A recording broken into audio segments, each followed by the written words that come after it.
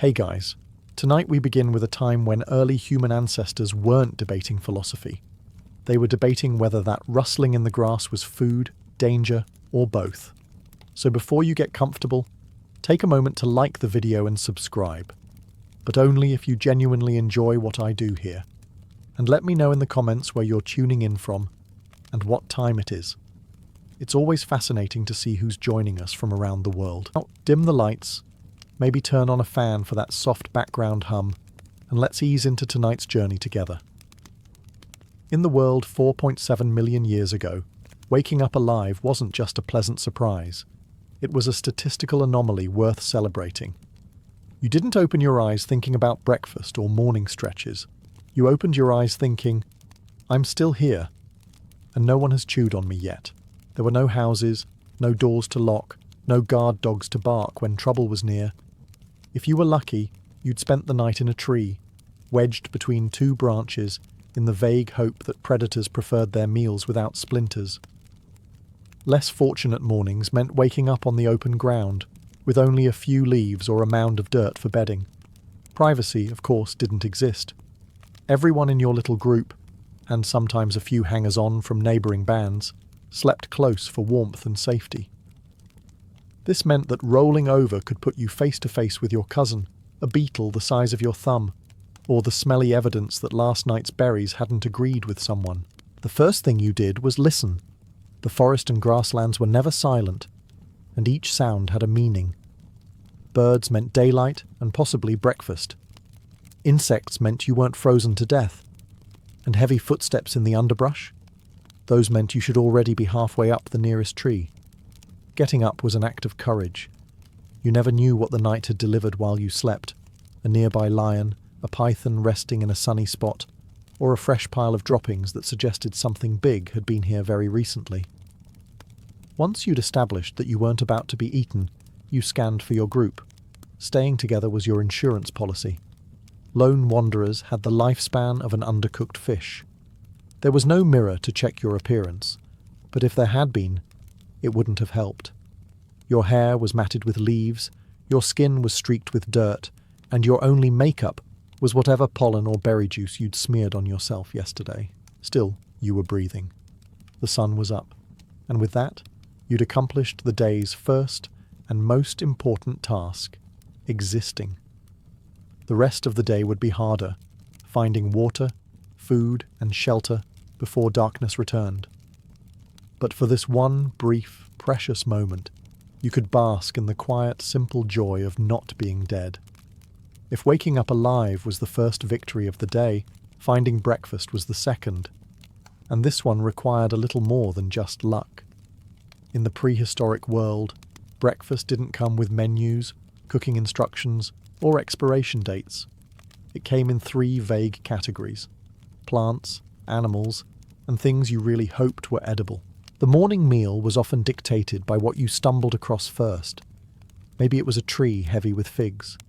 Maybe it was a bush covered in berries that looked safe, although no one in your group could quite remember if the last guy who ate them had survived. Early humans didn't have field guides to help identify plants. Their method was more experimental. If the taste made your lips tingle, you stopped eating. If it made your vision blurry, you really stopped eating. Protein was harder to come by. If you were ambitious, you might climb a tree in search of bird eggs, which were delicious, fragile, and heavily defended by angry parents with sharp beaks. If you were lucky, you might find a lizard basking in the sun, quick to cook if fire existed, which it didn't, so you ate it raw, chewing carefully to avoid teeth or bones. Sometimes breakfast came pre-packaged in the form of a half-eaten carcass left behind by a predator. This was considered a mixed blessing. On one hand, free meat. On the other, the predator might still be nearby, wondering why you were holding its leftovers. In these situations, eating fast wasn't just a recommendation. It was the only safe option. Water often counted as breakfast too. A few gulps from a muddy stream could help fill an empty stomach, though the side effects included mild dysentery and the occasional hallucination. But when your other option was starvation, you drank anyway, telling yourself it added flavor. All of this was eaten without plates, utensils, or napkins. Meals were taken standing up, crouched down, or on the move, because lingering too long in one spot meant turning yourself into someone else's breakfast. By the time you'd swallowed the last bite, your stomach was only half satisfied, but your survival odds had increased. And in the prehistoric world, that was the only review score that mattered. Finding water was easy. Finding safe water? That was a mythical concept. Rivers, streams, ponds, all of them looked inviting, shimmering under the sunlight, promising life, and delivering a buffet of parasites, bacteria, and the occasional microscopic creature that would set up permanent residence in your intestines. Still, dehydration was not an option.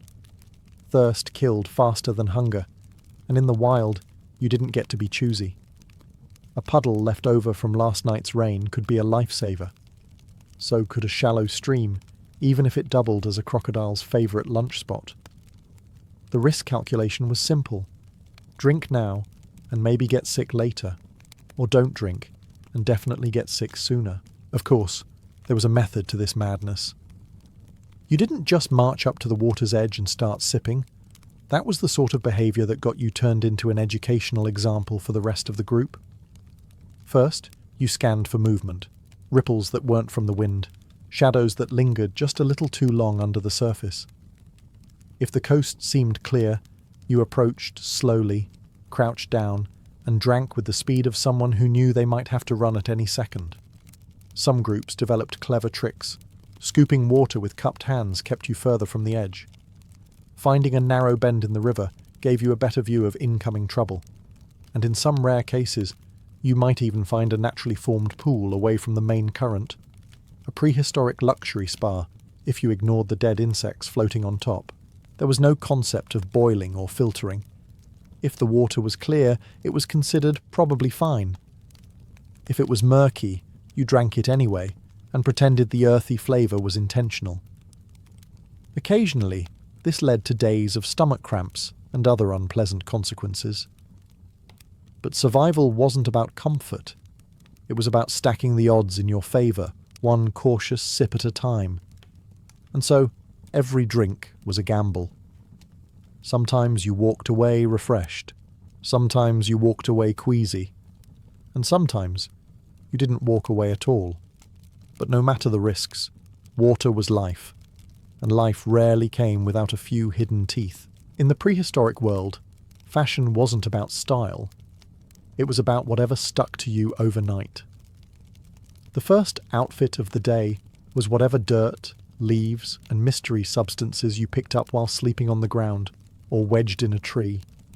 Some mornings, you woke up wearing a patchwork of crushed grass and dried mud that could almost pass as camouflage, assuming you were trying to blend in with a compost heap. There were no animal skin cloaks, no carefully woven fabrics, and definitely no summer or winter wardrobe. If you happened to have a bit of fur left over from a kill, you might drape it around yourself for warmth. But more often than not, your only real layer was your own skin. And perhaps the occasional insect that decided you were an all-you-can-eat buffet. Seasonal changes were handled with the most advanced technology available at the time. Moving. If it got cold, you followed the sun. If it got too hot, you found shade. If it rained, you got wet. No one complained about soggy clothes because there weren't any to complain about. The idea of clean clothing didn't exist either. Washing yourself meant walking into a river and hoping the current did most of the work. Even then, 10 minutes later, you'd be covered in dust, pollen, or the contents of whatever fruit had exploded in your hands. Occasionally, body decoration appeared. Not for modesty, but for intimidation or personal amusement.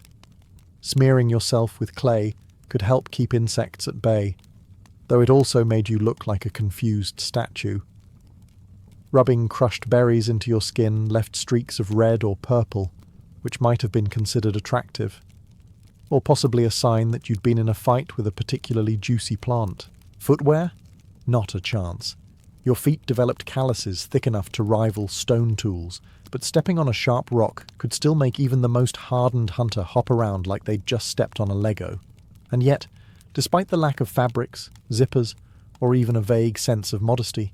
No one froze to death en masse or melted in the sun.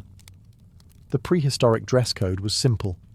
Wear what the environment gives you and hope it doesn't bite back. In the prehistoric world, everyone was on the neighborhood watch, whether they liked it or not. There were no locked doors, no fences, and no "beware of dog" signs. The only thing keeping predators at bay was your ability to notice them before they noticed you. The problem was, predators were everywhere. Some of them hunted at night, some in the day, and some just hung around waiting for you to make a mistake. Big cats liked to lurk in tall grass, blending in until the last possible second. Hyenas travelled in packs, laughing in a way that made you think they already knew how this story would end. And snakes, they didn't need to chase you, they just waited for you to step exactly where you shouldn't. There was no centralised alarm system, unless you counted the collective scream of the group when something lunged out of the bushes. This was often followed by frantic pointing, rock throwing, and the occasional self-sacrificial distraction from the bravest, or most unlucky, member of the band. Survival meant constant awareness. Your eyes were always scanning the trees for shadows that didn't belong, your ears straining for the sound of twigs snapping in the wrong direction. Every rustle could be a breeze, or something considering you as lunch. Group living was the only real defense. The more of you there were, the better your chances of spotting trouble early, and, if it came to it, of outrunning at least one other person. Cooperation was key, but so was self-preservation. The prehistoric social contract was simple. We protect each other, but if a leopard grabs you, that's between you and the leopard. Some groups even developed informal lookout roles, though these weren't glamorous positions. Standing on a rock to watch for danger mostly meant you'd be the first one spotted by danger. Still, the role had one perk. If you saw trouble coming in time, you might get a head start on running. And so the prehistoric neighborhood watch was an operation, staffed entirely by the unwilling, unpaid, and occasionally eaten. No one asked to be on the roster. You just were, from the moment you opened your eyes until the moment you closed them. Hopefully not forever. Before language evolved into the complex web of sounds, grammar, and sarcasm we have today, communication among early humans was minimalist. You didn't have the luxury of explaining yourself in detail. Instead, you relied on a combination of pointing, grunting, and facial expressions that could range from "look out" to "I think that berry is killing me." The system worked, most of the time. Pointing was the most versatile tool in the prehistoric vocabulary. You could point at food, at a predator, or at something vaguely interesting, though this often caused confusion. Point at a distant gazelle, and you might be suggesting a hunt. Point at a nearby bush, and someone might interpret it as "hide there," even if your actual meaning was "don't touch that, it's full of stinging insects." Grunts were equally multi-purpose. A low, drawn-out could mean food was good, or it could mean you were choking on it. A sharp might mean "watch out," or it might mean "that's mine." The only way to know for sure was to observe the speaker's eyebrows and hope for the best. Hand gestures filled in the gaps, though accuracy varied wildly. A wave could mean "come here" or "go away," depending on the urgency.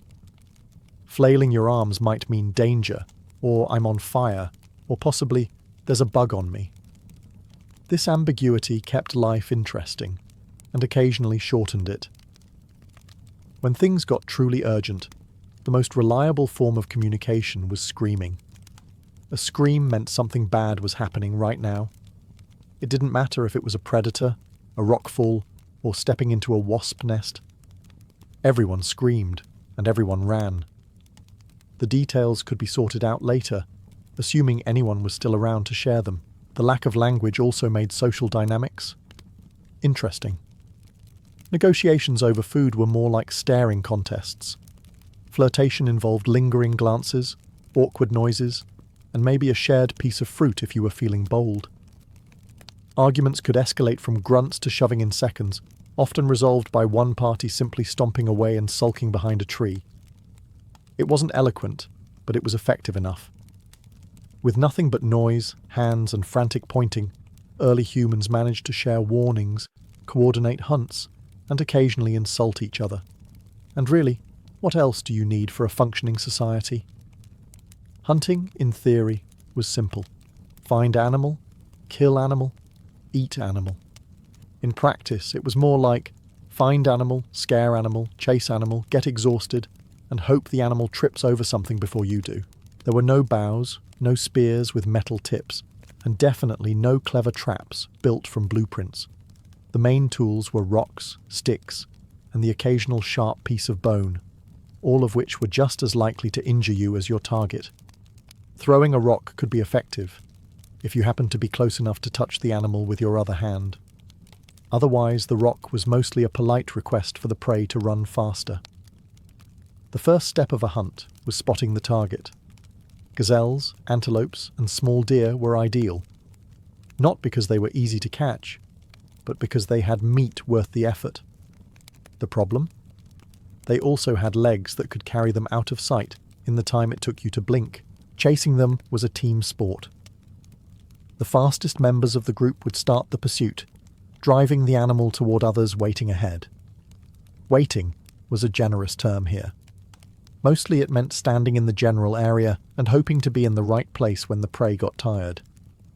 Unfortunately, animals seemed to have far more stamina than humans, and they weren't above zigzagging through terrain that made you question why you'd gotten out of bed at all. When hunting smaller prey, like rabbits or lizards, the approach was sneakier. This involved crawling on your belly, moving so slowly that plants had time to grow around you. The reward was a quick burst of motion, hopefully yours, and the chance to grab the animal before it disappeared into a hole you couldn't fit into. Of course, not every hunt ended in triumph. Sometimes you came back with nothing but bruises, empty hands, and a story about how it got away this time. Other times, you found yourself being hunted instead. A reminder that chasing a wild boar was a great way to meet a wild boar's tusks. Still, even a small success could feed the group for a day, making the exhaustion worth it. And if you failed, well, there were always berries, assuming you hadn't learned the hard way which ones were the poisonous kind. If hunting was high risk, high reward, gathering was the prehistoric equivalent of clocking in for a safe but boring desk job. You weren't going to bring down a mammoth, but you also weren't going to be gored, mauled, or trampled. The worst that could happen was an itchy rash, unless you picked the wrong mushrooms, in which case you'd be seeing colours for the rest of the day, assuming you saw anything at all. Gathering was a group activity, usually done by those who didn't fancy sprinting after angry wildlife. The method was straightforward. Wander around, spot something edible-looking, and hope your instincts, or someone else's previous survival, confirmed it wouldn't kill you. Plants with bright colours were suspicious. Plants that smelled bad were suspicious. Plants that looked delicious were suspicious too, because nature had a sense of humour. Berries were the most common find. If they were sweet, you'd eat them immediately. If they were bitter, you might still eat them immediately, because prehistoric hunger didn't allow for picky eating. Tubers and roots were another staple, though digging them up required the patience of a saint and fingernails made of stone. Nuts were a special prize, a high-calorie jackpot, but cracking them open without tools often turned into an impromptu dental exam. Seeds and edible leaves filled in the gaps, though no one looked excited while chewing on a handful of raw foliage. Occasionally, you'd get lucky and stumble upon honey, which was pure gold in the prehistoric diet. The only catch was that bees were also prehistoric, and their opinions on sharing were firm and delivered with stingers. Gatherers weren't entirely safe from danger. Snakes loved hiding in bushes. Wild pigs sometimes took offence at humans stealing their snacks. And once in a while, another group of humans would wander by, eye your basket, and decide they were hungrier than you were. Still, gathering had its perks. You could chat, via grunts and gestures, while working, keep an eye on the kids, and avoid sprinting across plains in a desperate attempt to bring home dinner. Best of all, when the hunters returned empty-handed, the gatherer's haul was suddenly the main course, and no one cared that it was just a pile of roots and berries. In the great prehistoric survival plan, gathering wasn't glamorous, but it was reliable. And in a world where reliability often meant life or death, that made you the quiet heroes of the tribe. Finding shelter in the prehistoric world wasn't about comfort. It was about staying alive long enough to complain about the lack of comfort. The definition of home was flexible. Sometimes it was a shallow cave. Sometimes it was the space under a leaning tree. And sometimes it was just a rock big enough to hide behind while you pretended it was a wall. Caves were the top-tier option. They provided shade, protection from rain, and at least one solid wall you didn't have to build yourself. The downside? They were usually already occupied by something with more teeth than you. Negotiating ownership involved a complex strategy. Yelling, waving sticks, and running away when the current resident didn't seem impressed. If caves were unavailable, overhangs and hollowed-out trees became prime real estate. They didn't offer the same level of protection, but they were better than lying in the open, where the only roof was the occasional bird flying overhead, sometimes leaving a surprise you didn't ask for. The truly desperate option was making your own shelter. This meant stacking branches, leaves, and mud into something vaguely tent-shaped. It wasn't pretty, and it definitely wasn't waterproof, but it gave the comforting illusion of security. If the wind blew too hard, you might wake up with your roof in another time zone, but at least you tried. Placement mattered too. Building your shelter too close to a river was an invitation for flooding, or a nighttime visit from crocodiles. Setting up on a hill meant better drainage, but also more wind and fewer places to hide if trouble arrived. Finding the perfect spot was a delicate balance between safety and not freezing to death. Inside, furnishings consisted of whatever was soft enough to sit or lie on without spraining something. Piles of grass worked, as long as you didn't mind the bugs moving in with you. Flat rocks could double as seats, tables, or weapons if necessary. And lighting, that came courtesy of the sun, or the moon, if you were unlucky enough to still be awake. In short, prehistoric shelter was never about luxury. It was about putting something between you and the weather, and hoping that something didn't collapse, blow away, or bite you in the night. Fire was the prehistoric equivalent of a smartphone. Once you had it, you wondered how you ever lived without it, and once you lost it, you panicked. The problem? Unlike smartphones, you couldn't just turn it back on. Fire had to be stolen from nature, coaxed into life, and guarded like it was your only child, because in a way, it was. Most people first encountered fire after a lightning strike, when the sky decided to drop a flaming tree into the middle of the savannah. The brave, or the reckless, would rush in to snatch a burning branch before the flames died out.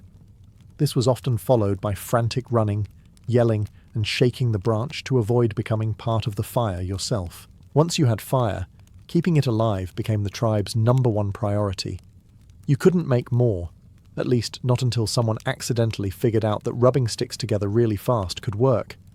Until then, the fire was like a grumpy pet that refused to feed itself.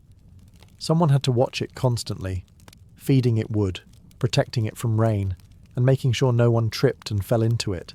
The benefits were worth the trouble. Fire cooked food, which made it tastier and less likely to kill you.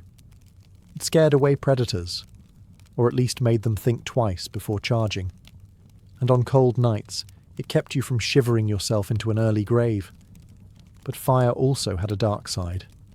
Get too close, and you'd learn the meaning of pain in a very direct, sizzling way. Forget to watch it, and the entire savannah could go up in flames, taking your shelter, your food, and possibly your eyebrows with it. Socially, fire became the center of everything. People gathered around it to eat, talk, and occasionally stare at it like it was performing magic, because to them, it was. The flames danced, the wood cracked, and for a moment, life felt almost civilized. Keeping the fire alive wasn't just survival, it was prestige. Whoever controlled the flames controlled comfort, safety, and dinner, which meant if the fire went out on your watch, you might want to start running before everyone else realized. In the prehistoric world, predators weren't something you saw on a nature documentary.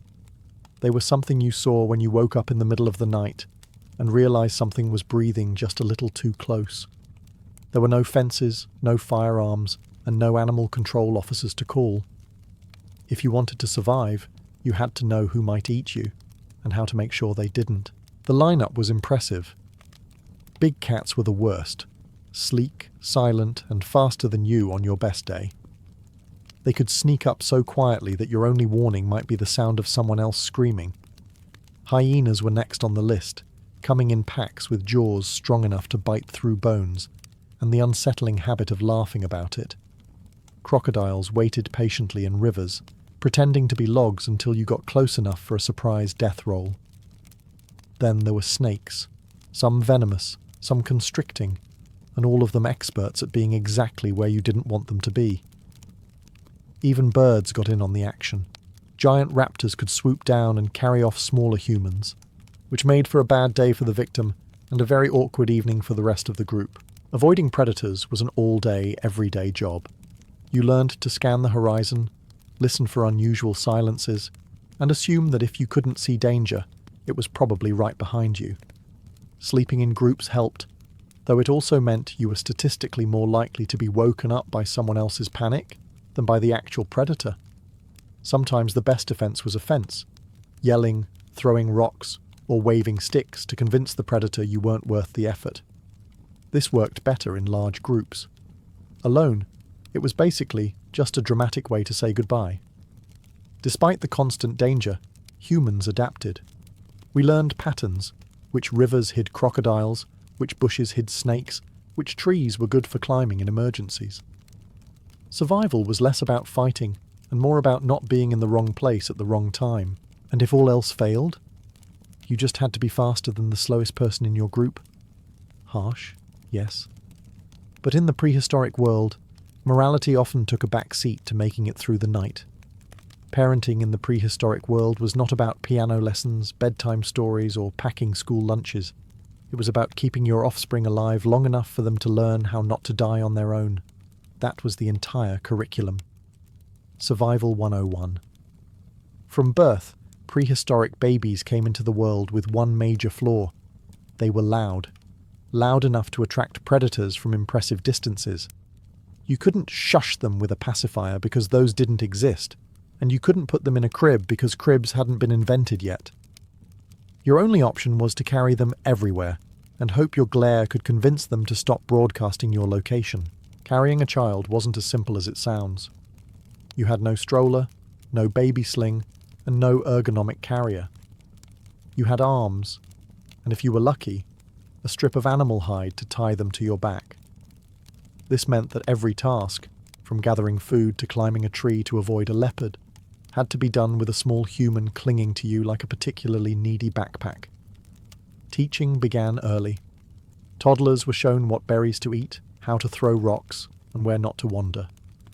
Lessons were usually hands-on, and occasionally involved watching another child make a terrible mistake and learning from it. The "don't touch that snake" lesson usually only needed to be taught once. Discipline was straightforward. If you misbehaved, you got a sharp look, a firm word, or a tap. But mostly, the consequences were natural. Refuse to follow the group? You'd find yourself alone. Ignore the warnings about the river? The crocodiles would provide feedback. The harsh environment was the ultimate parenting partner. Childhood didn't last long. By the time a kid could walk steadily, they were expected to contribute. Carrying sticks for the fire, helping with gathering, scaring birds away from drying meat. These were the prehistoric chores. Complaining wasn't really an option because no dinner wasn't a threat. It was the logical outcome of not helping. Despite the constant danger, prehistoric parenting had its rewards. Watching your child manage their first solo berry-picking trip or seeing them successfully avoid being eaten gave you a rare sense of pride. And if they made it to adulthood, you'd know you'd done your job. At least until they started producing loud, fragile little humans of their own. In the prehistoric world, disagreements happened. Maybe someone took your favourite sitting rock. Maybe they ate more than their share of the roasted lizard. Or maybe they gave you a funny look while you were gnawing on a mammoth bone.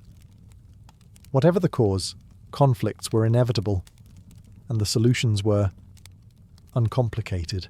Option 1. Fists.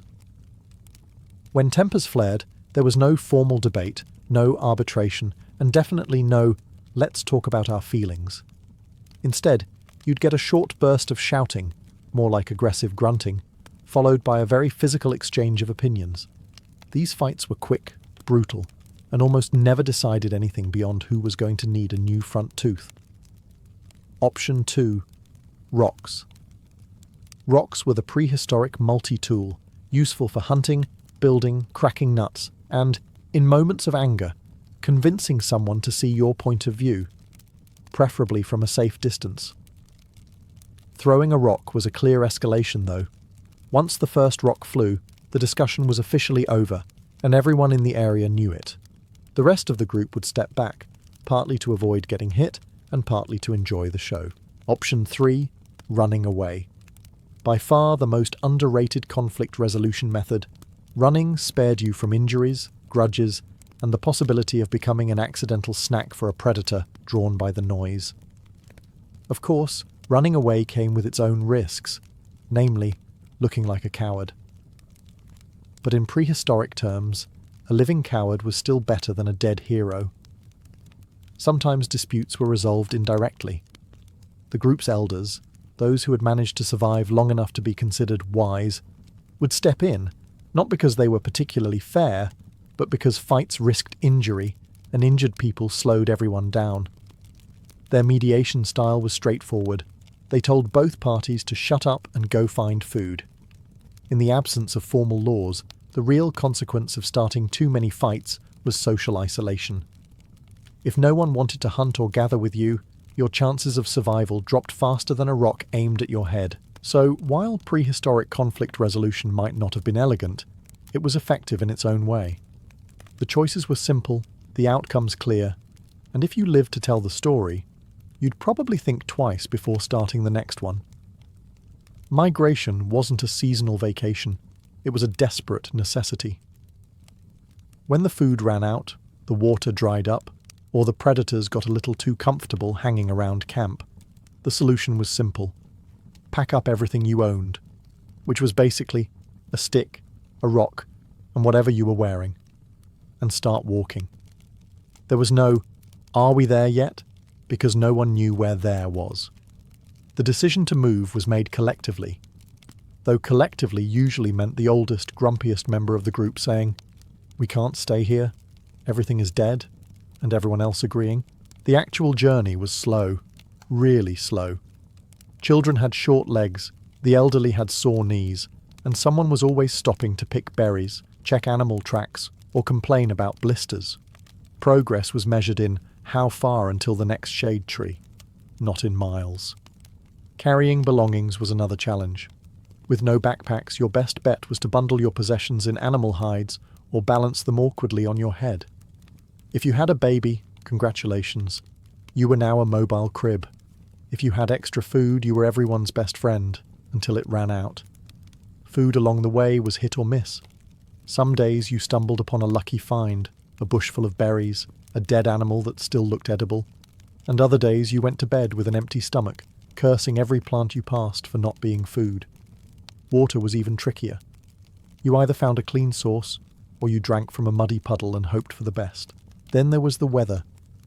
Migration could mean walking under a scorching sun, shivering through cold winds, or getting drenched in sudden downpours. You learned quickly that perfect weather didn't exist, only less bad weather. Eventually, after days or weeks of walking, you'd find a new spot that seemed promising. There'd be water, food sources, and maybe a cave that didn't have anything currently living in it. You'd set up camp, sigh in relief, and start telling yourself this was the perfect place to settle down forever. Of course, forever in prehistoric terms usually meant until the food runs out again. For prehistoric humans, survival wasn't an occasional challenge. It was the full-time, unpaid, no days off job everyone had. You didn't prepare for emergencies, because every single day was an emergency. There was no concept of comfort beyond not currently being eaten, and no luxury higher than having a full belly and all your limbs. Survival wasn't just about reacting to danger, it was baked into every choice you made, which berries you picked, where you built your shelter, how far you wandered from the group. Each decision was a delicate balance between finding resources and becoming resources for something else. Social bonds were part of the strategy. Alone, you were an appetizer. In a group, you were part of a noisy, unpredictable herd that could scare off predators and share the workload. Sure, living with other people meant constant bickering over food, sleeping space, and who got the driest spot by the fire, but the trade-off was worth it. Even the most annoying member of the group might one day be the person who spotted the leopard before it spotted you. Food storage was almost non-existent, so eat when you can was a core philosophy. This meant feasts when the hunt was successful and miserable foraging when it wasn't. There was no long-term security, just a constant cycle of finding, consuming, and searching again. Adaptability was the real secret. Weather changed, rivers dried up, herds moved on, and suddenly your perfect camp became a death trap. In the prehistoric world, stubbornness was a shortcut to extinction, while flexibility, even if it meant abandoning your favourite sitting rock, kept you alive. Even leisure had a survival angle. Storytelling around the fire wasn't just entertainment, it was a way to pass on crucial knowledge. A tale about a great warrior who ignored warning signs and wandered into a swamp wasn't just drama. It was a reminder to stay out of swamps unless you enjoyed leeches and quicksand. In short, survival wasn't an event. It was the culture, the economy, the religion, and the daily routine all rolled into one. And while prehistoric humans didn't know it at the time, their relentless grind through danger, hunger, and hardship was the reason we're here. Sitting comfortably, watching a video about them. Theodora's life began not in the marble corridors of power, but in the noisy, chaotic underbelly of Constantinople, the Hippodrome district. Born around the year 500, she was the daughter of a bear trainer employed by the Greens, one of the city's famed chariot racing factions. Her father's job was dangerous and unpredictable. One slip in the arena, and a wild animal could end a man's life in an instant. Theodora's earliest memories would have been filled with the sounds of roaring crowds, the clatter of hooves on stone, and the ever-present smell of sweat, animals, and dust. Tragedy struck when her father died suddenly, leaving the family without its main source of income. In the Byzantine Empire, widowhood for a lower-class woman was a precarious position. There was no safety net, no guaranteed support. Theodora's mother, determined to keep her daughters from destitution, remarried quickly to another man within the Hippodrome's service. Yet the new stepfather's influence was limited, and survival for the family meant navigating the brutal realities of the city's poorer quarters. From an early age, Theodora learned how fragile life could be. Poverty was not an abstract fear. It was the air she breathed. She would have seen beggars sleeping under porticos, orphaned children selling scraps, and market stalls where every coin was fought over. In such a world, beauty and cleverness were not luxuries. They were tools. And Theodora, even as a girl, began honing them. She also grew up in the shadow of the Hippodrome's political chaos. The rival chariot factions, the Blues and the Greens, were more than sports teams. They were power blocks that could make or break careers. Their influence extended from the racetrack into the streets, the marketplaces, and even the imperial palace. A child of the Greens, Theodora would have learned early on where loyalties lay, and how dangerous it could be to cross the wrong faction. These formative years gave her something no noble upbringing could: an unflinching view of life's harshness, and a survival instinct sharpened by necessity. She was not raised to expect privilege. She was raised to seize opportunity when it appeared, no matter the cost. In the years to come, those instincts would carry her far from the Hippodrome's noise and dirt, into the very heart of Byzantine power. But for now, Theodora was just a girl on the city's margins, watching, learning, and quietly preparing for a life no one could have imagined for her. In Constantinople, the theatre was not a place of refined art for the masses. It was a battleground of wit, beauty, and shameless spectacle. For a girl like Theodora, whose family had little to offer but her looks and quick tongue, the stage offered a path to survival. It was a dangerous one, but it was a way forward. By her early teens, she had become an actress in the Hippodrome's associated theatres, performing in pantomimes and comedic skits. These were not polite tragedies in the style of ancient Greece. They were bawdy, often scandalous performances where humour was laced with innuendo and the audience was quick to boo or cheer. The line between entertainer and courtesan was thin, and Theodora, like many actresses of the time, likely supplemented her meagre earnings with the favours of wealthy patrons. To the aristocracy, such women were dismissed as morally corrupt. But to Theodora, the theatre was an education. Here, she learned how to read a crowd, how to draw their eyes, hold their attention, and turn their mood with a gesture or a smile. She mastered the art of timing, both on stage and off. In the ruthless social order of Constantinople, charm was a weapon, and Theodora wielded it with increasing skill. Her beauty became the talk of the city's lower and middle classes, but so did her sharp tongue. She was no passive ornament. Theodora had a talent for conversation that could flatter, tease, or humiliate in equal measure. This made her alluring to some and dangerous to others. She moved in circles where powerful men came seeking distraction, and she learned to listen closely when they spoke. Political gossip, whispered in the glow of lamplight, was just as valuable as coin. Yet the life of an actress was unstable. Rivalries could be deadly, and the fickle tastes of the crowd could end a career overnight. Theodora knew she could not stay in this world forever, but she also knew that every night on stage, every encounter with a wealthy patron, was a stepping stone. She was not merely surviving, she was studying, preparing. And in time, her ambition would pull her far beyond the theatre's flickering oil lamps, toward a destiny no one in those smoky playhouses could have imagined. Theodora's rise from the stage to the palace was not a straight climb. It was interrupted by scandal, exile, and a complete reinvention of herself. Sometime in her late teens, Theodora left Constantinople under circumstances the chroniclers record with salacious detail and more than a little bias. According to Procopius, who would later become one of her most famous detractors, she became the mistress of a Byzantine official who was posted to North Africa. When their relationship soured, Theodora found herself abandoned in a foreign land, with no money, no allies, and no clear way home. For most women in her position, this would have been the end of the story. But Theodora was not most women. Stranded, she began to work her way back to the capital by passing through various cities across the eastern Mediterranean. In Alexandria, she is said to have come under the influence of a Christian ascetic who helped her reframe her life and ambitions. Whether this was truly a dramatic religious conversion or a strategic rebranding, the effect was the same. Theodora emerged with a new sense of purpose and a refined image. Gone was the flamboyant actress known for daring performances and risque humour.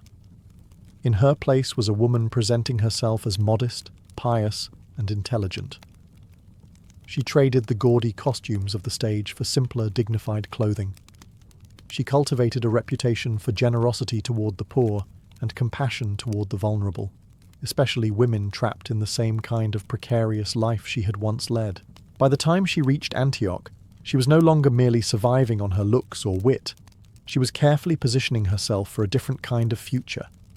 Her circle began to include influential merchants, court officials, and clergy. Whispers of her transformation began to reach Constantinople, and her name was spoken not just in the smoky corners of taverns, but in the quieter corridors of power. When Theodora finally returned to the capital, she was not the same girl who had left.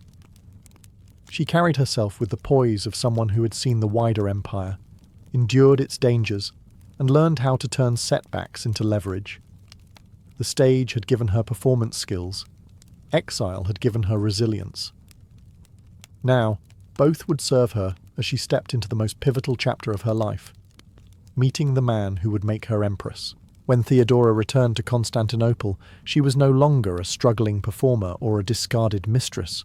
She was a woman with a refined image, a sharp mind, and an unshakable sense of purpose. It was in this transformed state that she caught the attention of a man whose own ambitions matched her own, Justinian, the powerful nephew and heir to Emperor Justin III. Theodora and Justinian's first meeting is lost to history, but contemporary accounts agree it was no ordinary courtship. By the time they encountered each other, Justinian was already a rising star in the imperial court, a man of intense focus, legal genius, and relentless drive. He was known for surrounding himself with capable people, but few could match Theodora's intelligence and charisma. She was more than beautiful. She was compelling, a conversationalist who could hold her own in matters of politics, law, and theology. In an era when women of her background were often dismissed or used and discarded, Theodora stood out.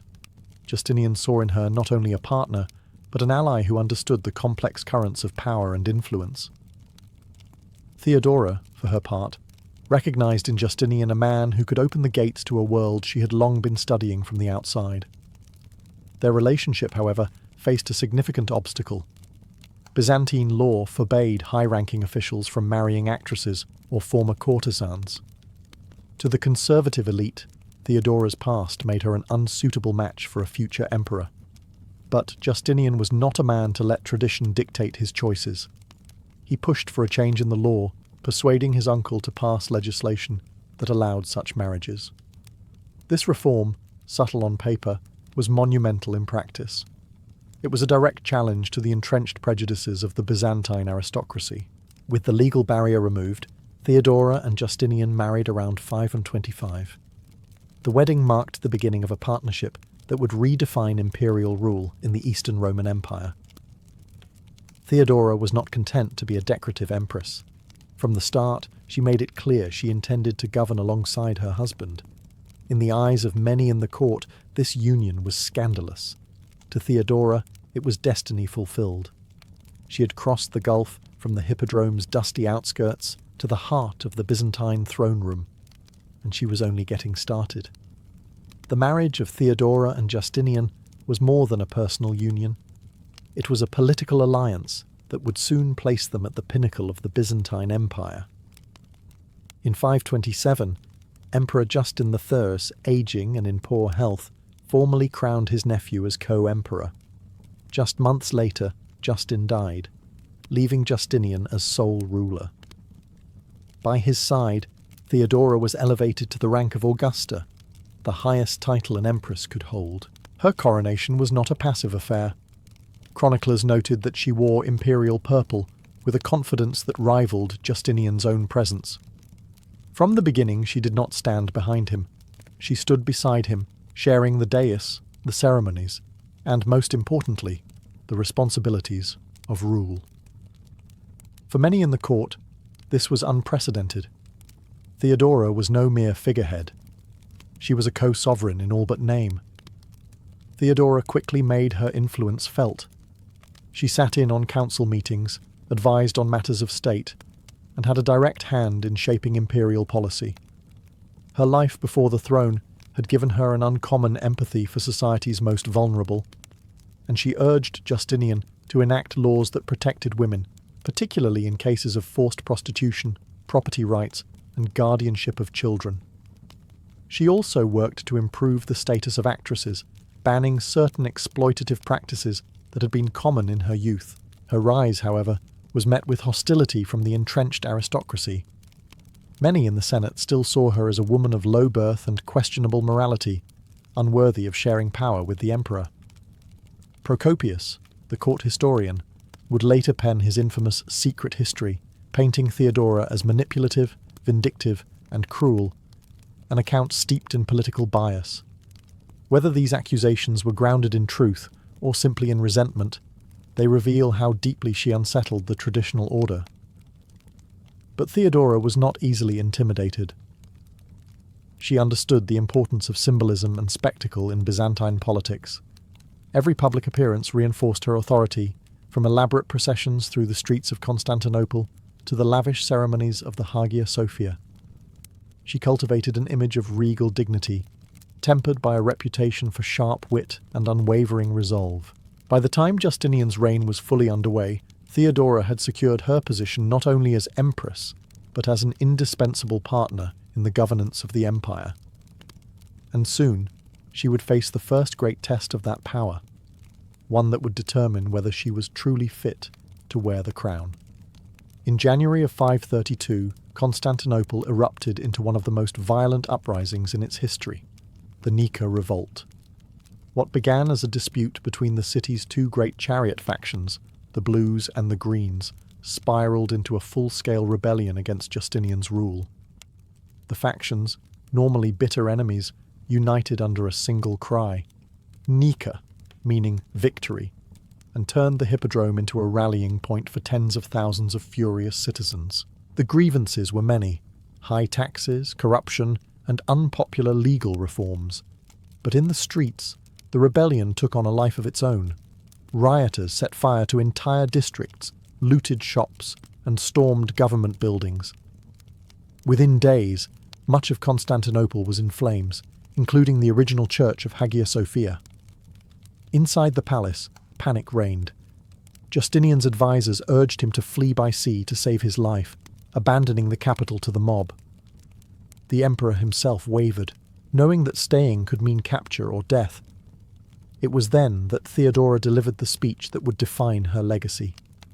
In words recorded by chroniclers, she told the court, "If flight were the only means of safety, still I would not flee. Those who have worn the crown should never survive its loss. For me, the royal purple is the noblest shroud." Her message was clear. She would rather die as an empress than live in disgrace.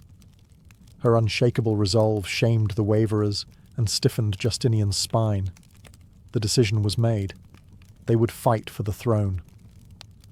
Under Theodora's influence, Justinian summoned his most loyal generals, Belisarius and Mundus, to crush the revolt. Using a mix of deception and force, they lured the rioters back into the hippodrome. Once the entrances were sealed, imperial troops poured in, slaughtering the rebels in a brutal massacre. Contemporary sources claim that as many as 30,000 people were killed in a single day. The aftermath was grim, but the rebellion was over. Justinian remained on the throne, his authority restored, and Theodora's reputation as a fearless leader cemented. She had not only saved her husband's reign, but had proven to the empire, and to its enemies, that she was no ornament of power. She was its protector. With the Nika revolt crushed and her authority solidified, Theodora turned her attention to causes close to her heart. She had not forgotten the hardships of her youth: poverty, exploitation, and the lack of protection for women in Byzantine society. Now, as empress, she was in a position to change those conditions through law. Working alongside Justinian, Theodora championed reforms that transformed the legal landscape for women. She pushed for legislation that made it illegal to force women into prostitution, a common fate for those abandoned or in debt. She funded a large refuge in Constantinople, the House of Repentance, where former prostitutes could live, receive food, and learn new trades. For Theodora, this was not charity in the abstract. It was a lifeline she wished she had seen more of in her early life. She also advanced property and inheritance rights for women, ensuring that widows could keep their dowries and that daughters could inherit wealth in the absence of male heirs. Guardianship laws were reformed to protect children and prevent abuses by relatives seeking control of family estates. Divorce laws, previously stacked heavily in favour of men, were modified to allow women greater legal recourse in cases of abuse or neglect. Theodora's advocacy extended beyond the palace walls. She worked to curb the power of corrupt provincial governors, many of whom exploited their subjects, particularly women. She dispatched imperial inspectors to investigate complaints and demanded accountability. Such actions won her admiration among the lower classes and resentment among the aristocracy, who viewed her interference as an affront to their authority. In foreign policy, she even used her position to aid vulnerable groups. When the Persian Empire persecuted members of the Monophysite Christian sect, a minority often opposed by the Orthodox establishment, Theodora offered them refuge in Byzantine territory. This act reflected both her personal convictions and her political skill in balancing competing religious factions. Though Procopius and other detractors would later portray her as calculating and ruthless, even they could not ignore the scale of her influence on the empire's laws. For the women of Byzantium, Theodora's reign represented a rare moment when the corridors of power were open to their concerns. Her reforms did not erase inequality, but they shifted the balance, proving that an empress could be more than a ceremonial figure. She could be a voice for those who had none. Theodora's role in the Byzantine Empire was not confined to philanthropy or legal reform. She was deeply enmeshed in the high-stakes political chess game that defined Justinian's reign. From her place beside the emperor, she navigated court intrigue, foreign diplomacy, and religious disputes with the same sharp instincts that had once helped her survive the streets of Constantinople. The imperial court was a battlefield without swords, where words, alliances, and rumours could elevate or destroy a career. Theodora excelled at identifying threats early and neutralising them before they grew. She maintained her own network of informants, ensuring she knew what was being whispered in the Senate chambers, the marketplaces, and even in the private homes of rival nobles. Those who underestimated her often found themselves quietly removed from positions of influence, or publicly disgraced. Religious politics were a constant source of tension in the empire, and Theodora played a decisive role. While Justinian sought to unify the Christian Church under Orthodox doctrine, Theodora maintained strong ties to the Monophysite faction, offering them protection and sometimes acting as their advocate at court. This created a delicate balance between the imperial couple. Some saw it as a political liability, others as a clever way of keeping both sides tethered to the throne. In foreign affairs, Theodora could be as shrewd as any general. She corresponded with foreign rulers, including the Persian queen and other women of influence across the empire's borders, using these channels to secure alliances or soften hostilities. Unlike many rulers of the era, she understood the power of personal diplomacy, particularly among queens and empresses who shared the unique burdens of leadership in male-dominated courts. Her political maneuvers were not without enemies. Procopius's Secret History, a work dripping with venom, painted her as manipulative, vindictive, and even cruel. Whether exaggerated or rooted in fact, these accusations reveal just how much fear and resentment she inspired among the empire's elite. They were unused to an empress wielding such direct influence over policy and personnel. Yet Theodora's political acumen was undeniable. She could be ruthless when necessary, but she could also be magnanimous when it served the empire's stability. In an age when women were expected to rule only from behind the scenes, Theodora ruled in plain sight, and she did it on her own terms. By the mid-540s, Theodora's formidable presence at court began to wane, not because of scandal or political defeat, but because of illness. Sources differ on the nature of her sickness. Some suggest cancer, others a lingering infection. Whatever the cause, it gradually weakened her, though she refused to withdraw entirely from state affairs. Even in failing health, she continued to advise Justinian, meeting with envoys, issuing orders, and pressing for the completion of her legal and charitable projects. For Justinian, her decline was a personal as well as political blow. Their partnership had been more than a marriage. It was a shared rule. Theodora had stood beside him through riots, wars, and reforms, often shaping the empire's course as much as he had. As her condition worsened, the emperor ensured she remained surrounded by the finest physicians and attended by the court's inner circle. In 548, Theodora died at the age of 48. Her passing shook Constantinople. Even her enemies could not deny that she had left an indelible mark on the empire. Justinian, grief-stricken, buried her in the Church of the Holy Apostles, the imperial mausoleum where generations of emperors and empresses lay. Her tomb was given the honour and grandeur befitting a ruler in her own right. Her death did not erase her influence. Many of the reforms she championed, protections for women, anti-trafficking laws and property rights, remained in place for centuries, shaping Byzantine society long after her reign. She had altered not only policy, but also the perception of what an empress could be. In the years that followed, her image was immortalized in art and architecture. The most famous depiction still survives today in the glittering mosaics of the Basilica of San Vitale in Ravenna, Italy. There, she stands beside Justinian, robed in imperial purple, crowned and haloed, not behind him, but at his side. It is a fitting image for a woman who refused to be relegated to the background. Theodora's life remains a study in contrasts, from the dust of the hippodrome to the marble halls of the great palace, from the stigma of the stage to the reverence of sainthood in some Christian traditions. She was ambitious, shrewd, compassionate, and, at times, merciless. Above all, she was unforgettable, a woman who shaped the destiny of the Byzantine Empire and secured her place among history's most remarkable rulers. In the early medieval centuries, noble gatherings were anything but restrained. Banquets were raucous spectacles, long trestle tables groaning under the weight of roasted game, spiced wine flowing freely, and the air thick with the noise of minstrels, laughter, and the occasional drunken argument. Dancing certainly took place, but it was spontaneous and unrefined. Guests would leap up when the mood struck, forming loose circles or pairs, stamping and swaying to whatever tune the musicians happened to strike. Movement was dictated more by enthusiasm than by elegance, but by the late Middle Ages, this world was changing. The courts of Europe were becoming more sophisticated, influenced by the ideals of chivalry and the growing emphasis on refined behaviour among the aristocracy.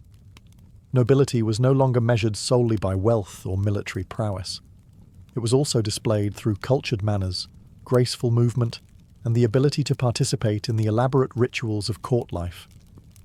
Dancing, once a rustic diversion, became a stage for demonstrating breeding and social rank.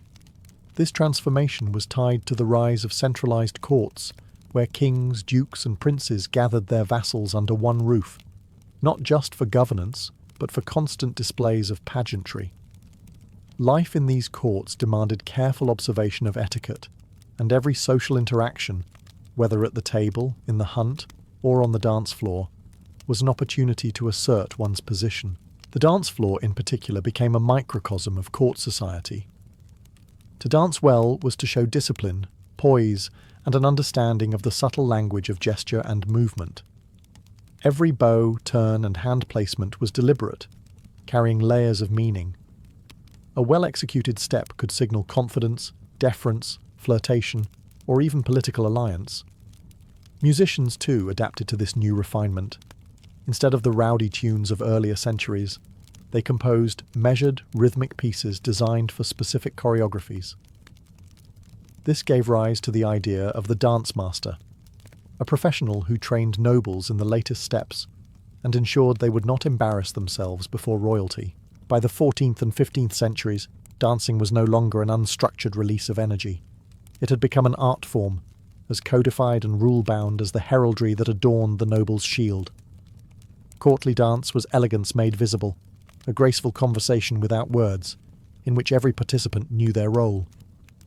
And for those who wished to climb the intricate ladder of court favour, mastering it was not optional. Among the many dances that flourished in the refined courts of late medieval Europe, none symbolised the shift toward elegance more clearly than the bass dance, literally, the low dance. Originating in the courts of Burgundy in the 15th century, it was the polar opposite of the leaping, stomping, and spinning common in earlier medieval celebrations. The bass dance was slow, deliberate, and gliding, a display of grace rather than vigour. The low in its name referred not to social rank, but to the movement of the body. The feet remained close to the ground, the knees bent slightly, creating a flowing, almost weightless appearance. Partners would advance and retreat in smooth, measured steps, their upper bodies held perfectly upright. The goal was to seem as if one were floating across the floor, never hurried, never unbalanced. In an age where physical poise was linked to noble breeding, this style of movement sent a powerful message. Music for the bass dance was equally measured. It was performed in a slow duple or triple metre, often by ensembles of shawms, sackbuts, lutes, or harps. A tenor line, steady and unchanging, provided the rhythmic foundation, while other instruments wove ornamented melodies above it. This structure allowed dancers to move in perfect time, their choreography predetermined and rehearsed to perfection. The bass dance also played a key role in courtly romance. Its unhurried pace and formal patterns created opportunities for prolonged eye contact, subtle gestures, and polite conversation. In the rigid etiquette of court life, it was one of the few sanctioned settings where a nobleman and lady could share a measured intimacy without scandal. The steps themselves often mirrored the language of chivalric love, approaching, retreating, circling, like a ritualized courtship. Mastering the bass dance required more than memorizing steps. It demanded control, posture, and an understanding of timing. A misstep could disrupt the entire set and humiliate the dancer in front of the court. For this reason, noble families employed dance masters to train their sons and daughters, ensuring they could perform flawlessly when summoned to the floor. By the late 15th century, the bass dance had become a hallmark of refined gatherings across France, Burgundy, and Italy. It was more than a dance. It was a declaration of social standing, an unspoken statement that one belonged in the highest circles of medieval society. As the 15th century gave way to the early 16th, the pavane emerged as the next great symbol of courtly elegance. If the bass dance was graceful, the pavane was regal. Originating in Italy, its name possibly derived from Padovana, meaning from Padua, it quickly spread to the courts of France, Spain, and England. The pavan was not simply a dance. It was a processional display, a living tapestry of silk, jewels, and heraldry moving to music. Performed at the opening of grand events, weddings, coronations, diplomatic receptions, it allowed the nobility to parade their wealth and status in a setting where every eye was upon them. The dancers moved in slow, stately steps, often in long lines or pairs, advancing and retreating with measured precision. Like the bass dance, the pavane demanded upright posture, but here the emphasis was on grandeur. The pace was so deliberate that each step became a moment to be savoured, each turn an opportunity to display the fall of a brocaded sleeve or the glint of a jewelled chain. The music for the pavane was rich and layered, often written in duple time. Lutes, viols, and early keyboard instruments like the virginals or harpsichord created a smooth, dignified soundscape. The choreography mirrored the musical phrasing, with steps often grouped in 4s or 8s, giving the dance a sense of inevitability, like a ceremonial march rather than a spontaneous expression. Socially, the pavane served as a public stage for hierarchy. The order of dancers often reflected the rank of participants, with royalty and the highest nobles at the front, followed by lesser lords and ladies. Even the smallest details, who partnered with whom, the placement in line, the richness of costume, were calculated signals of influence and favour.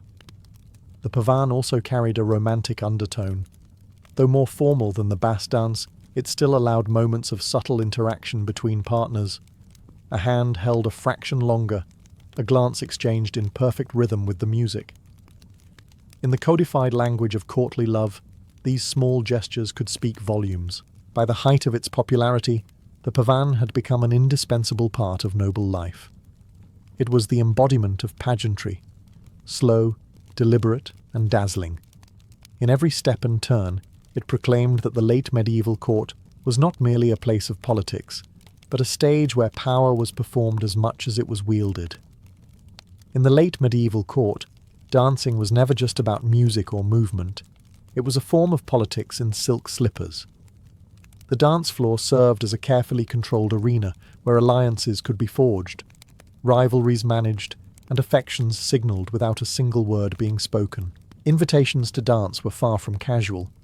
For a nobleman, asking a particular lady to join him could be an overture of courtship, or a calculated move to align himself with her family's influence. For a lady, accepting or declining was equally strategic. A refusal could signal disapproval, disinterest, or political distancing. A gracious acceptance, on the other hand, could soften tensions or cement an alliance. In a world where public image mattered as much as private intentions, the choice of partner was itself a public statement. The arrangement of dancers also reflected the subtleties of hierarchy. High-ranking nobles always occupied the most visible spots on the floor, often leading the first set of the evening. Lower-ranking courtiers waited their turn, hoping for an opportunity to be noticed. To be invited into a prominent position was a mark of favour. To be excluded was a quiet humiliation. Dance masters were keenly aware of this dynamic and often acted as silent facilitators of political choreography. They might subtly place certain individuals together to encourage conversation or separate others to avoid public scandal. The sequence of dances during an evening could be structured to allow key figures to interact just enough to intrigue the court without provoking gossip, or, depending on the host's aims, to stir it deliberately. For younger nobles, dancing was also a rehearsal for future diplomacy. The balance of deference and confidence required on the floor mirrored the skills needed at the negotiating table. One had to listen to the music, read the room, anticipate a partner's moves and respond with grace. Missteps, literal or figurative, could linger in memory far longer than the dance itself. And then there was the language of gesture. A deeper bow than usual, a slight squeeze of the hand during a turn, a smile offered at an unexpected moment. These could be tokens of affection or signals of intent. The court was a place where romance and politics intertwined, and the dance floor was one of its most elegant battlegrounds. Here, every movement was meaningful, every partner a potential ally or adversary, and every evening's performance another chapter in the silent diplomacy of the medieval elite. Behind the elegance of the late medieval dance floor stood an often overlooked figure, the dance master. These professionals were not mere instructors. They were custodians of etiquette, choreographers of spectacle, and, in many ways, silent architects of courtly politics. Without them, the noble art of dancing would have been little more than a tangle of missteps. Dance masters travelled from court to court, offering their expertise to rulers eager to maintain the latest fashions in movement. They were skilled not only in the steps themselves, but also in music, posture, and deportment. Their lessons went far beyond teaching a pavan or bassa dance. They moulded their pupils into living embodiments of grace, ensuring that every bow, turn, and gesture reflected the dignity of the rank they held. Instruction was rigorous. Students practiced for hours to perfect their timing, foot placement, and the delicate balance between formal restraint and expressive flair. A noble who stumbled or broke posture on the floor risked not only personal embarrassment, but the reputation of their family. The dance master's task was to prevent such humiliations at all costs. Many dance masters also composed new sequences, blending traditional patterns with innovations that kept court entertainment fresh. They often collaborated closely with musicians, ensuring that choreography and music complemented each other seamlessly. In doing so, they elevated dance from a pastime to a true performance art, one that could impress visiting dignitaries or mark special celebrations with unique, memorable displays. Their influence extended into matters of courtly strategy. A well-placed dance master could subtly arrange pairings between certain nobles, encourage reconciliations, or create situations where alliances might blossom. Because they worked so closely with both the highest and lowest ranks of the court, they often became trusted intermediaries, moving between worlds with unusual freedom. For ambitious courtiers, earning the approval of the dance master was almost as important as impressing the monarch. A master who vouched for a pupil's elegance could open doors to invitations and partnerships otherwise out of reach. Conversely, a master's quiet disapproval could mean being overlooked in the most prestigious dances of the evening. By the late Middle Ages, the role of the dance master had become indispensable. They were more than instructors. They were curators of refinement, guardians of tradition, and the silent stage managers of the glittering theatre that was the medieval court. If the choreography was the skeleton of courtly dance, then costumes and music were its flesh and blood, the elements that turned movement into spectacle. Late medieval courts understood the power of visual and auditory splendour, and no grand dance could succeed without them. For the nobility, attire was never chosen casually. Gowns for women were made of heavy silks, velvets, and brocades, often layered to create dramatic movement as they turned. Trains swept across the polished floors, and sleeves, sometimes so long they brushed the ground, moved like banners in the rhythm of the steps. Men wore doublets and hose in rich fabrics, often paired with cloaks or short mantles that flared with each stride. Jewels caught the candlelight, turning the dancers into moving constellations. Colour, too, was a language. Deep reds, royal blues, and gold embroidery signalled wealth and status, while heraldic patterns proclaimed family alliances. A skilled dancer could use the swish of a gown or the fall of a sleeve to emphasize grace, making costume and choreography inseparable. Music was equally crucial. Court musicians used lutes, harps, viols, shawms, and sackbuts to create a sound that filled the great halls without overpowering conversation. For stately dances like the pavan or bass dance, compositions were slow and measured, allowing for precise, deliberate movements. Faster dances later in the evening, like the galliard, shifted the tone, inviting athletic footwork and bursts of energy. The music was often tailored to the specific occasion. Composers and dance masters collaborated to ensure that steps matched the phrasing, so that every turn, bow, and glide fell in perfect harmony with the melody. The effect was hypnotic, a hall full of dancers moving as though they were part of a single great machine of elegance. The setting added its own grandeur. Dances took place in glittering great halls illuminated by hundreds of candles, their light reflecting off gold-leafed walls and polished floors. Tapestries depicting mythic or chivalric scenes hung above, reinforcing the ideals of love, honour, and beauty that the dances were meant to embody. In this environment, the dance was more than entertainment. It was theatre. Every costume, every note, and every step was part of a carefully constructed performance designed to impress, seduce, and solidify the social order.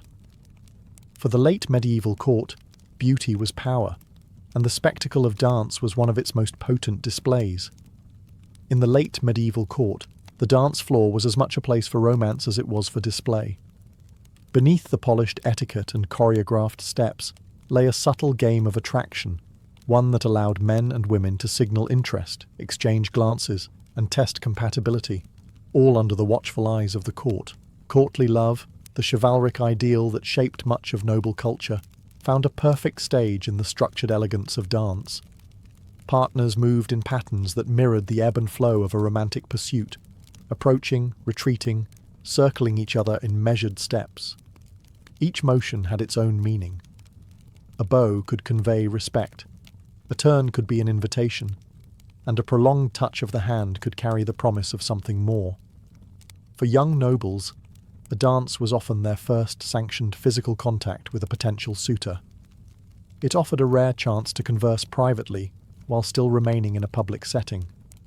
Words could be exchanged in low tones, hidden beneath the hum of music, while eyes met in ways that court protocol would normally forbid.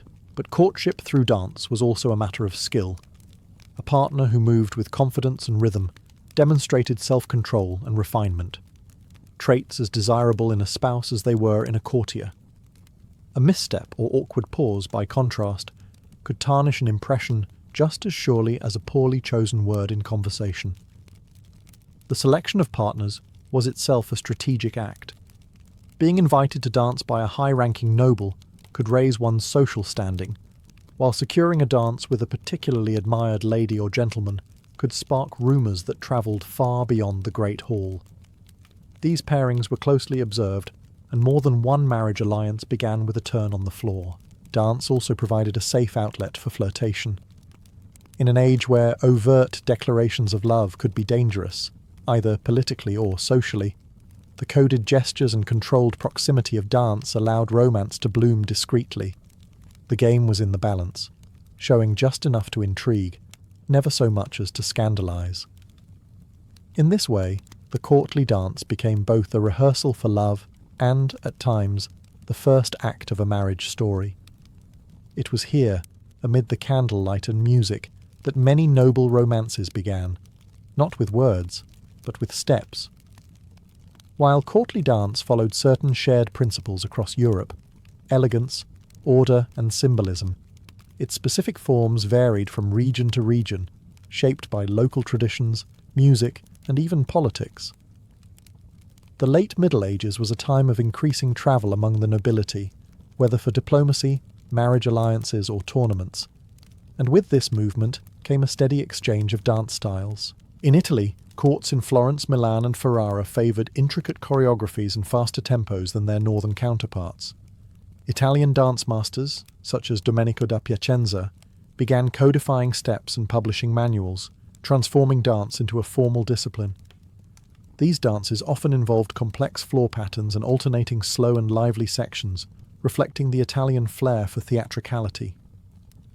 In France, the Burgundian court was a cultural powerhouse, and its basse dance became the standard of refinement throughout much of Europe. French style emphasized grace over complexity, with long, sweeping movements and a dignified pace. The music tended towards stately rhythms, perfectly suited to the glittering processions that opened court events. England absorbed influences from both France and Italy, blending them with its own folk traditions. While the nobility performed imported basse dances and pavanis, more energetic country dances often followed in less formal settings, allowing courtiers to display a lighter, more playful side after the evening's formalities. The Iberian Peninsula added its own flavour, influenced by centuries of cultural interaction between Christian, Muslim, and Jewish communities. Court dances there often incorporated rhythmic footwork and hand movements, reminiscent of Moorish traditions, paired with the distinctive sounds of early Spanish stringed instruments. These regional distinctions did not remain isolated. Royal marriages brought foreign dance masters into new courts, carrying their steps and musical styles with them. Diplomatic visits often included performances meant to impress guests with the court's sophistication, prompting nobles to adopt and adapt dances from abroad. Tournaments and festivals were also fertile grounds for exchange. Knights and ladies who travelled to compete or spectate often returned home with new dances to show their own courts, sometimes altering them to better fit local taste or music.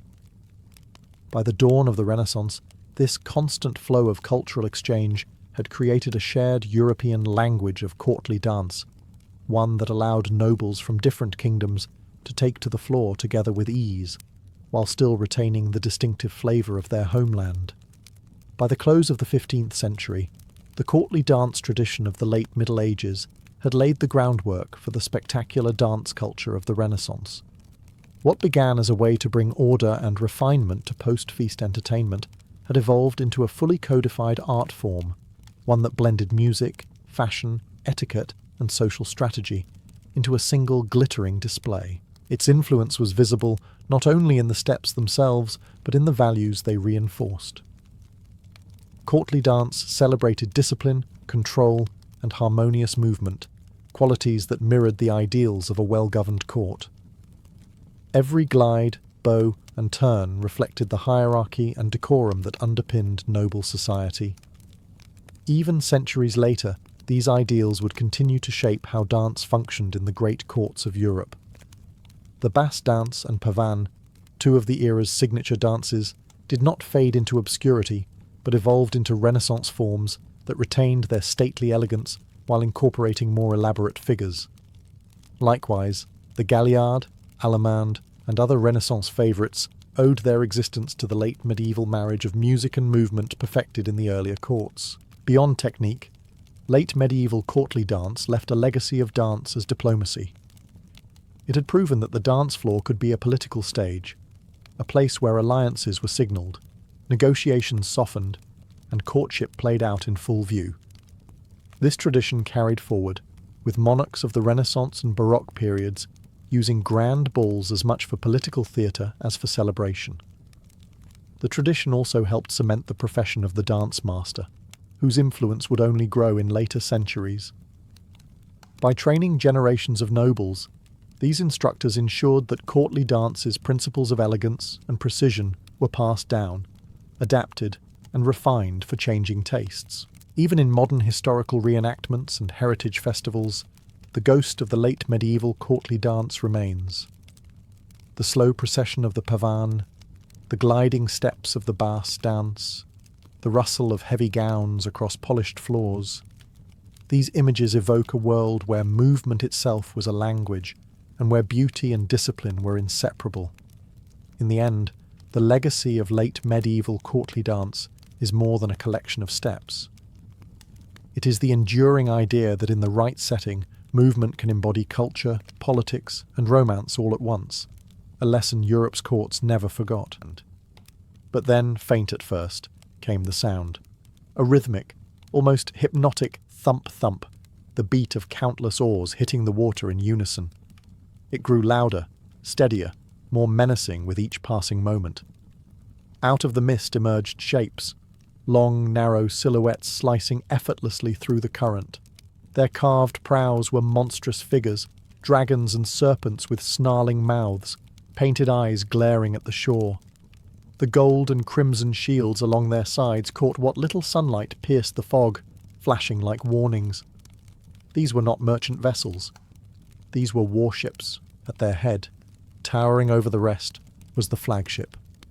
Upon its deck stood a man whose name would be burned into Frankish memory for centuries, Ragnar Lodbrok.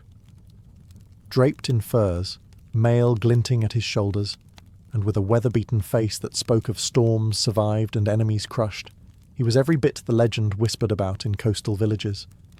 His men, seasoned raiders from Denmark and Norway, eyed the riverbanks with a predator's patience.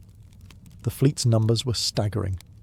Chroniclers later claimed around 120 ships, each carrying warriors armed with axes, spears, and round shields. If true, that meant nearly 5,000 men were bearing down on Paris, the jewel of the Frankish kingdom. They moved as a single organism, their oars dipping in perfect synchronization, the drum beats echoing across the water like the heart of some vast beast. Villagers along the Seine froze in terror as the ships slid past. Some fled inland, clutching what few belongings they could carry. Others dropped to their knees in desperate prayer. They knew the stories. How Viking raids left towns burning, livestock slaughtered, and people dragged away in chains. No one wanted to be the next victim. Paris, with its churches, markets, and treasure-laden monasteries, lay further upriver, seemingly protected by its fortified walls. But to the men in those ships, walls were not deterrents, they were challenges. And the Seine, winding deeper into the heart of Frankish power, was an open invitation. Ragnar's eyes never left the river ahead.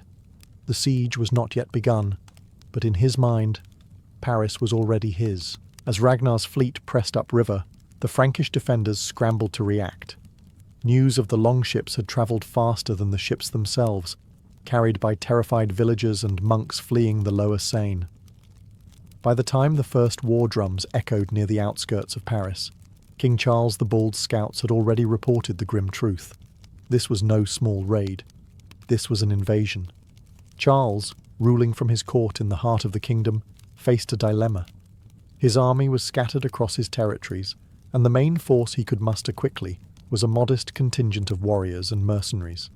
Still, he ordered them forward to meet the Vikings before they reached the city walls. The chosen battleground was near the riverbank, where a narrow passage forced the ships to slow. But Ragnar was no stranger to traps. He knew the Franks would try to block his advance, and he welcomed it. As his ships approached the shallows, he ordered several to run aground. From them poured scores of warriors, their shields interlocking into a wall of wood and iron. Behind that wall came the axemen, their weapons glinting as they charged. The first clash was brutal. The Franks, clad in mail and carrying long spears, tried to hold their line, but the Vikings fought with a ferocity that stunned their opponents. Their battle cries, deep guttural roars, echoed over the river, meant to unnerve as much as to kill. Frankish shields splintered under the relentless blows of Danish axes, and the neat ranks began to falter. Ragnar himself waded into the fight, his presence turning the tide wherever he struck. Chroniclers would later say he wielded his sword as though it were an extension of his arm, cutting down any who dared block his path. The Frankish formation broke, and panic spread like wildfire. Those who could fled toward Paris, hoping the city's walls would shelter them. The Vikings gave chase only briefly. Ragnar had no interest in scattering his forces too soon. The river remained the key, and his fleet still had miles to go before the true prize. By nightfall, the Franks' forward defence was gone. The road, and the Seine, lay open. Ragnar's fleet reassembled, their shields now streaked with blood, and their morale higher than ever. The first strike had been devastating, and Paris now stood within their grasp. The Franks had lost their forward guard, but Paris still stood ahead, its fortified walls rising over the Ile de la Cité, the island heart of the city where the Cathedral of Saint-Étienne loomed. In theory, the river itself was Paris's greatest defence. The Seine split into two channels around the island, and both were narrow enough to control with wooden bridges and fortified gates. But in the spring of 845, those defences would be tested as never before. Ragnar's fleet arrived at the approaches to Paris with the confidence of victors. The Vikings knew the Franks would try to bar the way with chains stretched across the water and guard towers posted on the bridges. Ragnar's answer was simple: hold the river, choke off supplies, and force the city to yield. He ordered his ships to anchor in both channels, their prows facing upstream to meet any attack. Raiding parties were sent ashore to burn outlying farms, cut roads, and destroy ferry crossings. The message was unmistakable. No one entered or left Paris without passing through Viking hands. The once busy river traffic was gone overnight, replaced by the ominous silhouettes of longships and the watchful eyes of Norse warriors leaning on their spears. Inside Paris, tension rose quickly. Merchants feared their goods would rot before reaching market. The poor dreaded hunger. Priests led processions around the city walls, chanting prayers for divine intervention. The people knew that if the Vikings chose to wait, famine and disease would do their work for them. But Ragnar was not a man of patience. The blockade was only step one. As his men secured the riverbanks, he sent small detachments to scout for weaknesses in the city's defences. They returned with valuable news. Parts of the outer suburbs were undefended. The main Frankish forces had retreated behind the island walls, leaving warehouses, granaries, and homes vulnerable. Within days, smoke rose on the horizon. Ragnar's men swept through the undefended districts, seizing food, valuables, and captives. These raids had a dual purpose: feed the army and terrify the population. Every day the Vikings held the river, Paris grew weaker. By the end of the first week, the blockade was complete. The Seine was no longer the lifeline of Paris. It was a prison wall, and Ragnar Lodbrok held the keys. For those living beyond the safety of Paris's walls, the siege was not just a distant rumour, it was a nightmare playing out in their own fields and homes. Ragnar's men, emboldened by their easy victories, fanned out along the Seine like wolves through a sheepfold. No village was too small, no farm too remote to escape their reach. By day, columns of smoke marked where the Vikings had struck. Barns and storehouses were set alight, sending sparks into the sky. The flames devoured food meant to sustain the Frankish people through the year, ensuring that even if Paris withstood the siege, hunger would still haunt the land. By night, the glow of burning hamlets reflected off the water, turning the river into a shimmering path of fire. The raiders worked with methodical cruelty. They took grain, livestock, and valuables, loading them onto longships or simply slaughtering what they could not carry. But perhaps most devastating was their capture of people. Men were often cut down where they stood, but women and children were herded together, bound, and forced toward the ships. For the Vikings, these captives were as valuable as gold, to be sold as slaves in markets far to the north. The psychological toll was immense. Refugees flooded toward Paris, their stories feeding a growing panic inside the city. Some spoke of warriors with faces painted in blue and black, their hair wild and eyes alight with a battle madness that made them seem less like men and more like spirits of vengeance. Others swore Ragnar himself had been seen laughing amid the smoke, as though destruction were his sport. The Frankish garrisons within Paris could do little but watch from the walls. Every attempt to send out a rescue party ended in disaster. The Vikings controlled the river crossings, and any force that ventured too far from the gates risked being cut off and annihilated. Ragnar understood that terror was as much a weapon as the axe. Each raid was a reminder that nowhere outside the walls was safe. The people of Paris could hear the cries of the taken and smell the burning from their own homes. The message was clear: surrender, or watch the world beyond your gates turn to ash. By the second week, the siege of Paris had evolved from a series of raids into a stranglehold. Ragnar Lodbrok was no longer merely disrupting the city, he was starving it. Every bridge, crossing and supply route was firmly under Norse control. The Seine, once the artery that brought life to Paris, now served as the Vikings' iron collar around its neck. From his position on the river, Ragnar could see the city's defences in their entirety. The Ile de la Cité bristled with watchtowers, its bridges barricaded with heavy wooden gates reinforced by iron. The Frankish garrison manned them day and night, but Ragnar noticed the signs of strain: torches burning low, guards slouching with exhaustion, and fewer patrols each night. Siege warfare was as much about patience as force, and Ragnar's men had patience enough when it promised plunder. Food within Paris grew scarce quickly. Merchants who had once enjoyed thriving river trade now watched their warehouses empty without hope of resupply. The wealthy hoarded what they could, while the poor queued in long lines at monasteries, praying for bread. Rumours began to circulate of families eating whatever they could find: dogs, pigeons, even leather boiled into thin soup. The mood inside the city shifted from defiance to desperation. Ragnar made sure to deepen that desperation. He ordered his men to conduct nightly torchlit parades along the riverbanks, banging their shields and shouting insults in Old Norse. The noise carried across the water, making sleep difficult for the already weary Parisians. Sometimes the Vikings launched flaming arrows into undefended areas, more to frighten than destroy, but always reminding the inhabitants that the enemy was near. Inside the Frankish command, tempers frayed. King Charles the Bald faced pressure from his nobles.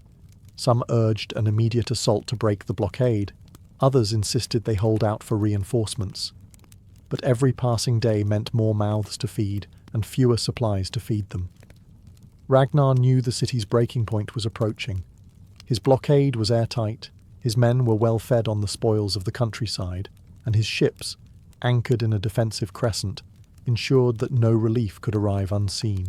Paris might have had its walls, but Ragnar Lodbrok had the river. And in this war, the river was deciding the victor. The breaking point came on a grey, rain-slicked morning. From the towers of Paris, Frankish sentries spotted Ragnar's men, hauling more supplies ashore from captured farms upriver. It was a taunt as much as a necessity, proof that the Vikings feasted while Paris starved. The city's leaders could stand no more. Orders were given for a sortie. A sudden, forceful attack meant to smash the blockade and bring back desperately needed food. The gates on the right bank swung open, and a column of Frankish soldiers poured out. They came armed with long spears, swords, and heavy kite shields, their banners whipping in the wind.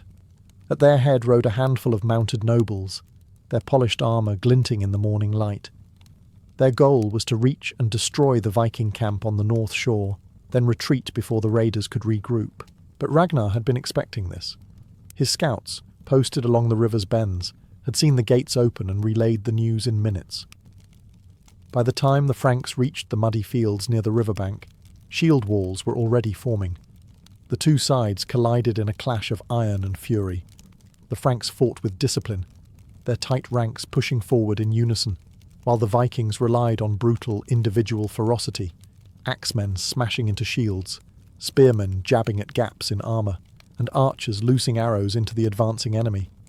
The noise was deafening, metal on metal, shouts in Frankish and Norse, and the screams of the wounded. For a moment, it seemed the Franks might break through. Their cavalry charged, scattering some of Ragnar's front line, but the Vikings had a counter, hidden reserves bursting from the tree line. They struck the Frankish flank with savage speed, cutting down footmen and forcing the cavalry to wheel around in confusion. The Frankish commander ordered a retreat, but it was too late. The narrow causeway back to the gates was clogged with men, and the Vikings pressed their advantage. Many soldiers were cut down before they could reach the safety of the city walls.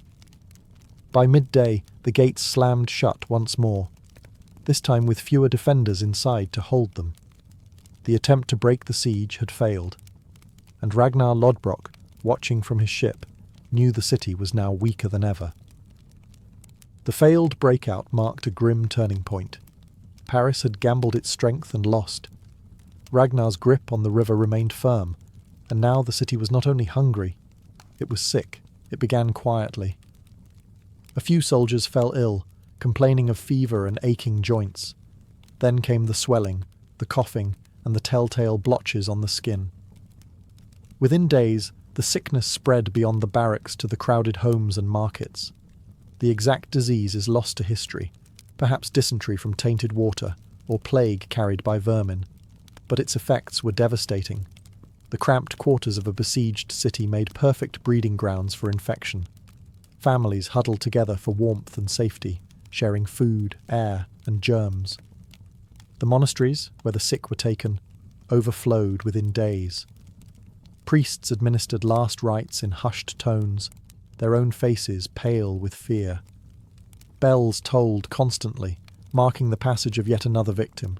Ragnar's men soon heard of the illness, and while the Vikings were not untouched, camp life on the riverbanks was far from clean. They suffered less. Their ships allowed them to move freely, their camps were more spread out, and fresh supplies kept them stronger. The Franks, trapped behind walls, had no such advantage. Inside Paris, panic grew. Rumours whispered through the streets that the sickness was a punishment from God for the city's sins, that traitors had poisoned the wells, or that the very presence of the pagans outside the walls had cursed the land. The truth mattered little. Fear did the work of any weapon. The plague's psychological effect was as dangerous as its physical toll. The garrison, already worn thin, saw men desert their posts to care for sick relatives or to hide from the inevitable. Merchants abandoned their stalls, and food hoarding became rampant. The rich shut themselves away, while the poor scavenged whatever scraps they could find. From his flagship, Ragnar could see the change. The city's walls still stood, but the life inside was rotting. Every coughing fit that echoed across the river was, to him, another sign that time was on his side. Paris was weakening without a single blow to its gates, and Ragnar Lodbrok intended to press that advantage until the city had no choice but to bow. By late March, the situation inside Paris had reached its breaking point. Hunger gnawed at every household. The plague claimed victims daily, and morale among the defenders was collapsing. The failed sortie had proven the Franks could not break Ragnar's blockade by force. The only path left was one of humiliation, negotiation. King Charles the Bald, though not in Paris himself, knew the city's fall would be a political catastrophe. If the jewel of his kingdom was sacked, the other great towns of the Frankish realm might follow. Worse, a complete defeat would embolden every Norse chieftain along the northern coasts. Reluctantly, he agreed to open talks with the Viking leader. Envoys were sent downriver under a flag of truce, their small boat gliding past the lines of anchored longships. The Vikings watched in silence, their shields gleaming in the spring sun, until the vessel reached Ragnar's flagship. There the envoys were brought aboard to meet the man whose name had haunted the Frankish coasts for years. Accounts differ on what happened next, but all agree Ragnar made his demands clear. A ransom so vast it would be remembered for generations.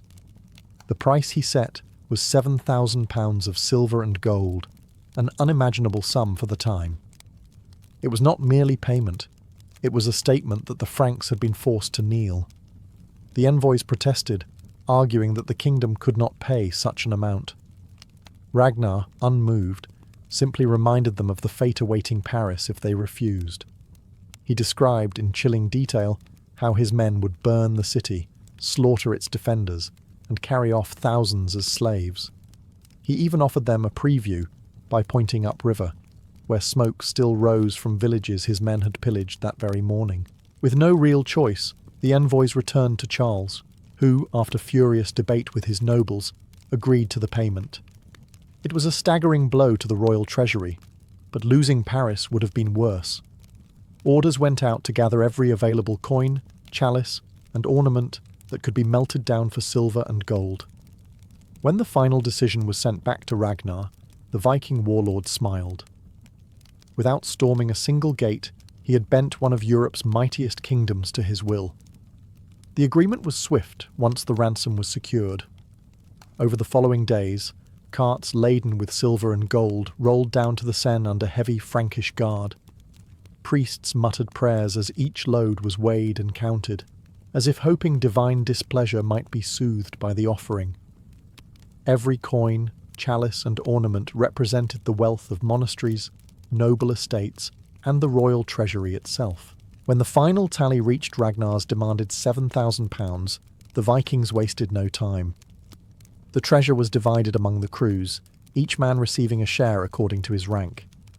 The chieftains claimed the largest portions, but even the lowest oarsmen walked away with riches enough to live in comfort for years. For Ragnar, it was the ultimate prize, not only wealth beyond measure, but the satisfaction of having extracted it without losing the bulk of his force in a bloody assault. On the morning of their departure, the Viking fleet prepared for the journey back downriver. The longships, heavy with plunder, rocked gently in the current. The Franks watched from the walls, wary of a last-minute betrayal. But Ragnar was true to his word. Paris would be spared, at least for now. The siege had served its purpose.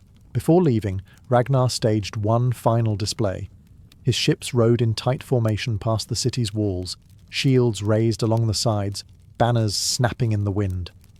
War horns blared, not as a threat, but as a reminder. Paris had bent the knee to the Northmen. Some chroniclers claim Ragnar even allowed captured Frankish prisoners to shout warnings to the people, that the Vikings would return if the kingdom dared forget the lesson of 845. As the fleet disappeared into the bends of the Seine, relief swept through the city.